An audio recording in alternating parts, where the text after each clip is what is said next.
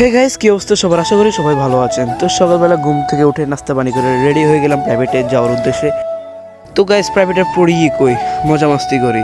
তো গাইস, আমি যাই দেখি সবার প্রথম আমি আসছি, আমার আগে কেউ আসতে পারে নাই। তো আর কি করার, আমার নিজে একে একে প্রাইভেট পড়তে হবে। গাইস, মজা করলাম আর কি, একটু পর স্যার চলে আসবে। তো এখানে দেখেন আমার আগে কেউ আসে নাই, আমি ফার্স্ট আসছি। আস্তে আস্তে আমার ফ্রেন্ড সার্কেল সবাই এসে পড়বে।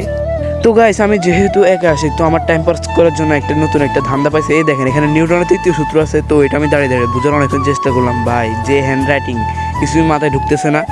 তো আর কি কিছুক্ষণ বোঝার ভান করলাম। একটু পর হঠাৎ দেখি মানুষ রূপে আমার এক বন্ধু চলে আসলো। আসলে সে মানুষ না, একটা প্রাণী।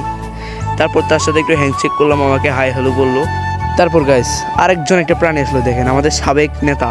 এ হচ্ছে মানুষ রূপে আরেকটা প্রাণী, যে উনি হচ্ছেন আমাদের সাবেক নেতা। তারপর গাইস, একটা ছেঁকাখোর বন্ধুর সাথে দেখা হলো। এই যে দেখেন, কথা বলার সাথে সাথেই উঠে গেছে। তার গার্লফ্রেন্ড তাকে ছেঁকে দিয়ে চলে গেছে। তারপর গাইস, এই দেখেন আরেকটা মালখোর বন্ধু, সে মালকে এখন উঠে আসে, তার চোখ চোখ এখনো লাল হয়ে গেছে। তো আর কি গাইস, আমাদের স্যার এখনো আসে নাই। স্যার আজকে আসবো না, স্যার খুবই অসুস্থ। তো আমরা আমাদের মতো আগের মতো প্রাইভেটে ফিরে যাচ্ছি। তারপর আমরা ব্যাগ নিয়ে বাড়িতে চলে যাবো।